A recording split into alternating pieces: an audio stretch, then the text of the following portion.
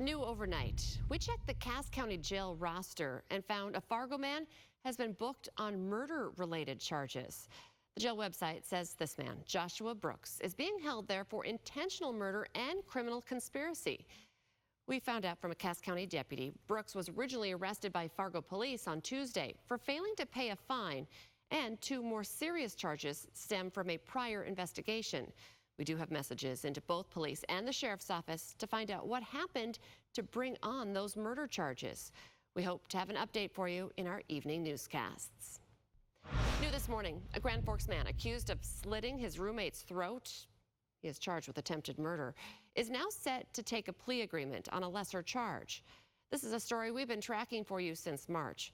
29-year-old Joshua Franklin is agreeing to lower that charge to aggravated assault. Court documents say he stabbed 28-year-old John Durkin, who fell asleep on the couch inside his home and woke up the next morning in a pool of his own blood. Doctors say Durkin's trachea and thyroid had been slashed and he could have died.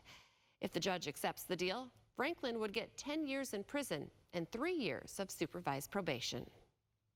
Right now, police are investigating the death of a 5-month-old baby in a daycare in Carrington, North Dakota.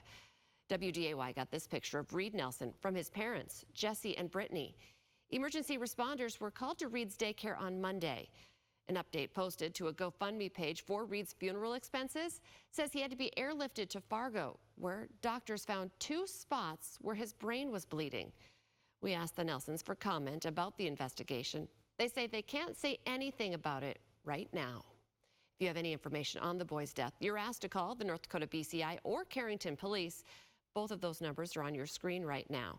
And also, if you'd like to donate to the family's GoFundMe page, you can find it on our website, inforum.com.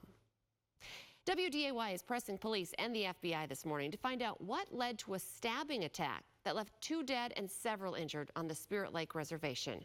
We learned from the FBI that they were called out here to a home in Fort Totten on Wednesday night. Federal agents found multiple victims. 2 of them were dead when they got there. We're working to learn how many victims were involved as well as their conditions right now. The FBI also says this was a targeted attack, but could not tell us about who they are looking for right now. Stick with the news leader for updates. And this morning, we're hearing from the sanitation worker who interrupted the murder of Jupiter Paulson as he speaks about the verdict against her killer. Patrick Peterson stopped the attack about a half hour into when Arthur Colley started stabbing and strangling Paulson in Fargo. He says he was running behind on his routes that day because he had problems unloading the dumpster at a hotel near where this murder happened.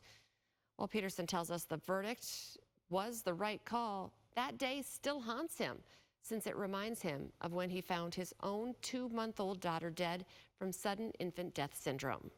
Everything resurfaced. That's the second kid I couldn't help. And that rips you apart. It just destroys you. Peterson's daughter would have been the same age as Jupiter Paulson would have been today.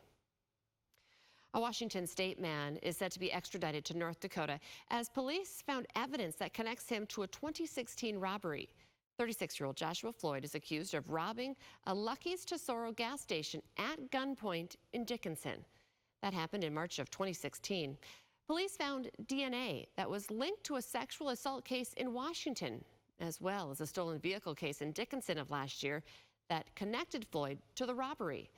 Floyd was in jail in Washington for an unrelated crime. Now he'll face charges of robbery, burglary, and theft of property here in North Dakota. The sequel to Hocus Pocus is out today after nearly 30 years. We'll show you a unique Airbnb paying tribute to the Halloween classic. And we have a weekend full of local football. We'll start with NDSU's tailgating forecast coming up after the break.